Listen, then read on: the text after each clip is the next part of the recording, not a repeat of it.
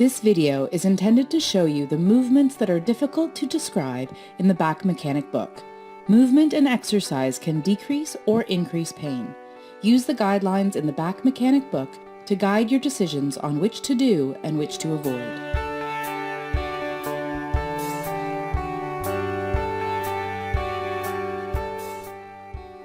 A lot of science went into forming the best 3 exercises for a functional core that supports the back. The first one is the curl up for the front. So we begin by having the patient, which is you, bend one knee and keeping one leg straight. That helps control the pelvis so it doesn't force the spine to flatten in the floor. This idea of imprinting the spine to the floor from Pilates groups, for example, will actually stress your back and cause more pain. Instead, we're going to position the spine in the most pain-free position. Put your hands palms down under your low back. Now you tune the amount of support to maximize the comfort by placing your hands either more underneath the low back or pulling it out. But the point is, tune it for you to make this position as comfortable as absolutely possible. Now we're going to begin a modified curl up. Many people make the mistake of curling up way too far, like this. That just causes spine stress and more tenderization of your back. Instead, you're going to begin by, remember the brace, just slightly pushing my fingers out. Lift your elbows if you can off the floor, and the curl up is really a motion. Think of it in the middle of the rib cage, not from down here. So just slightly lift your shoulders and head. Perfect. That was it. It was only a 1-inch lift or a 2-centimeter lift off the floor. Hold that for a count of 10 if you can, and slowly go back, and now release the controlling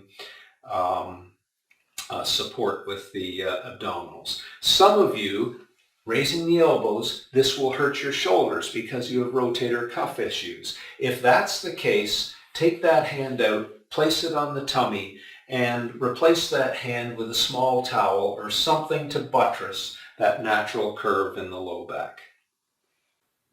Some of you will be ready to progress this exercise a little bit. So again, we'll place the hands under the low back. Curl up just slightly off the floor. Don't poke the chin. Bring the chin down and make the neck neutral.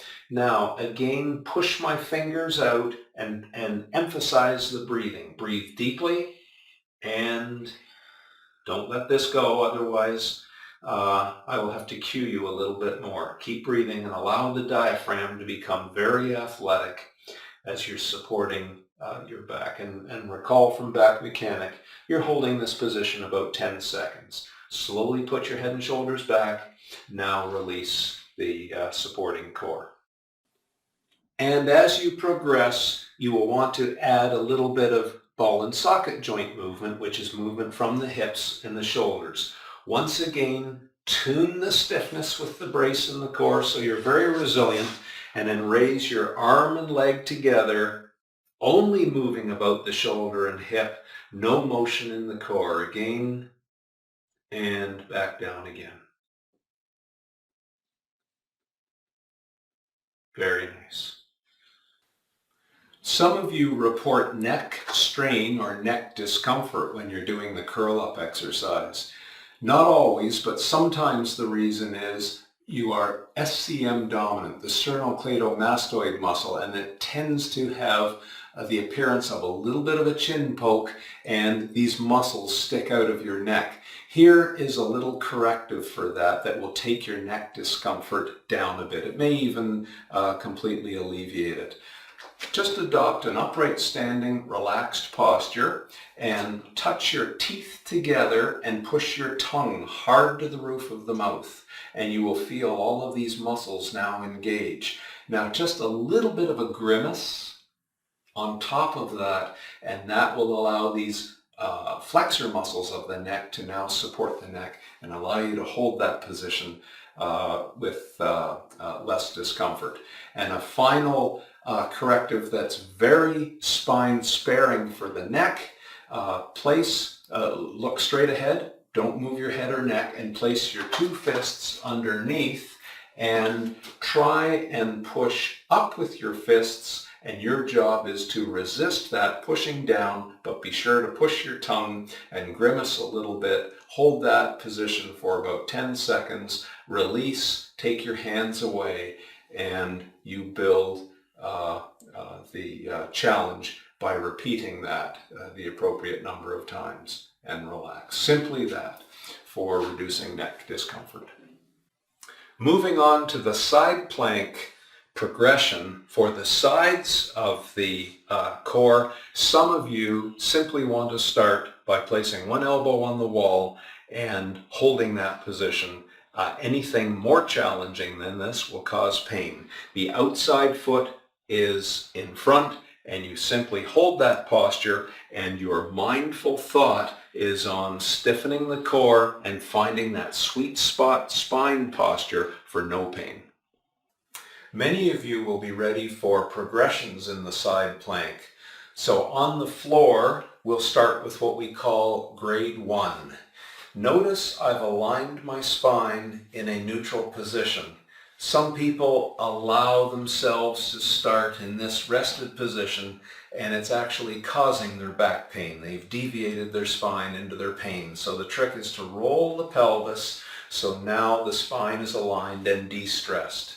The exercise begins not by coming up and down like this off the floor, which is just a lateral bend on the motion, on the spine, that will cause pain sensitivity. Instead, it's a squat. Notice how I'm extending my hips. The motion is in my hips. It's not in my spine. My spine never bends. So it stays very rested and pain-free. So I pull the hips through. I bring the shoulder so it's directly over the elbow, and I'm nice and tall with an aligned spine. And I hinge back to my rest position, not slouching into a painful deviation.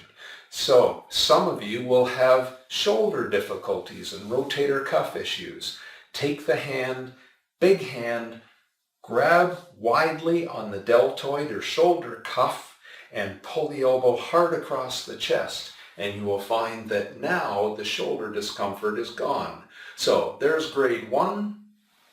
Grade 2 is to put more mass on the bridge and make it a bit more challenging.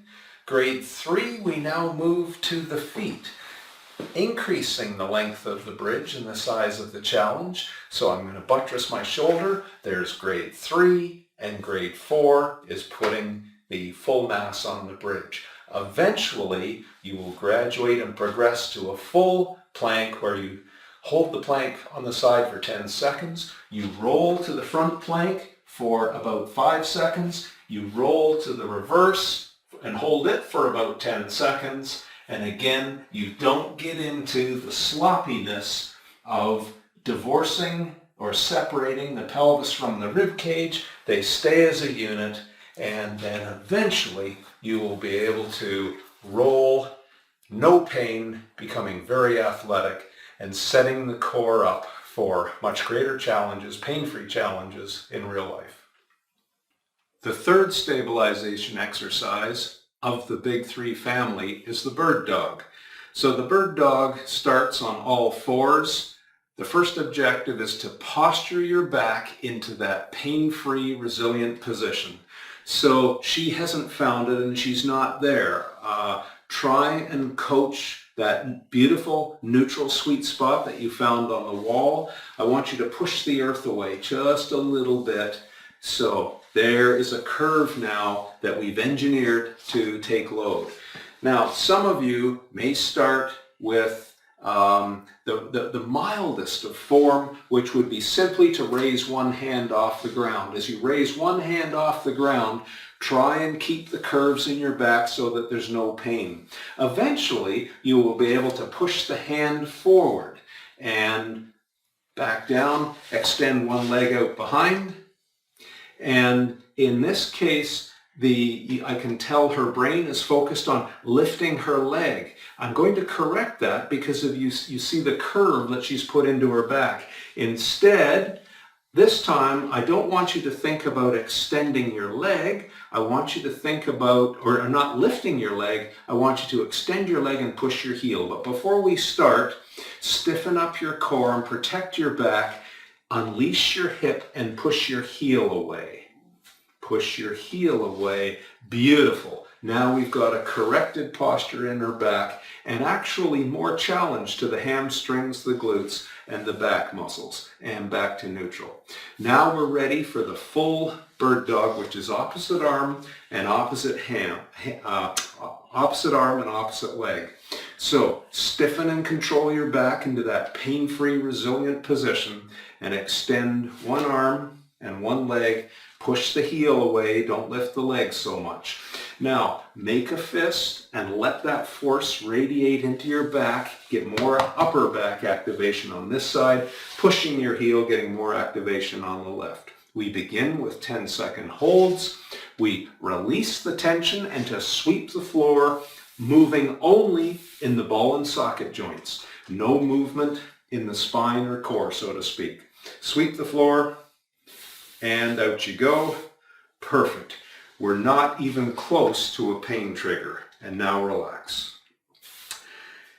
As you master these techniques and drive the pain out of your back, you may want to progress and teach your back to organize the different neuromuscular compartments. And this is how we would begin that. We're going to start to draw little squares. So let's go to the opposite side now. Extend that arm and that leg very nicely. Now we're only going to move about the ball and socket joints, not the core, even though we're going to build the back muscles. So we're going to square out, square down, square to the midline, and square up.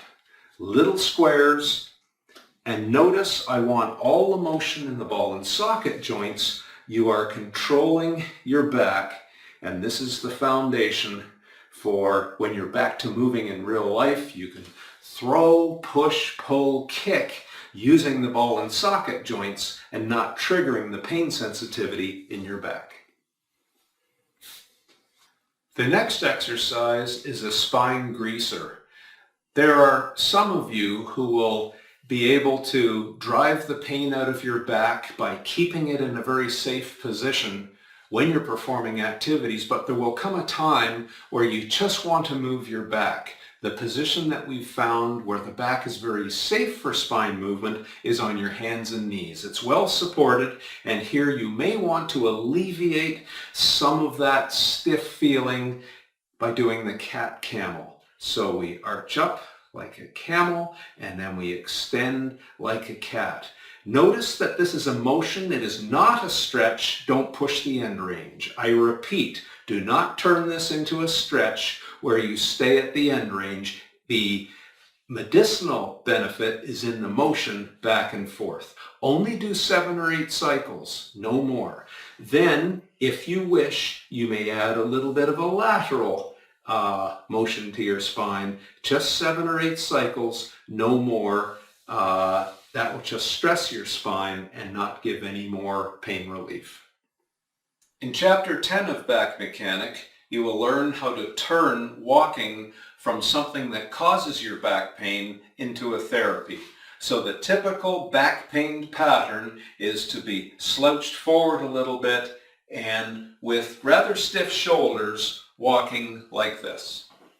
So I want you just to wiggle your arms, loosen, get that beautiful upright posture that you've learned how to do, and now you're going to swing your arms about the shoulders, walking upright and a little bit faster, and turn walking into an activity that becomes a therapy. Swing your arms about the shoulders. Very nice. Well done. In some of you, the pain will have stiffened your hips. So before you walk, here's a little drill to liberate your hips.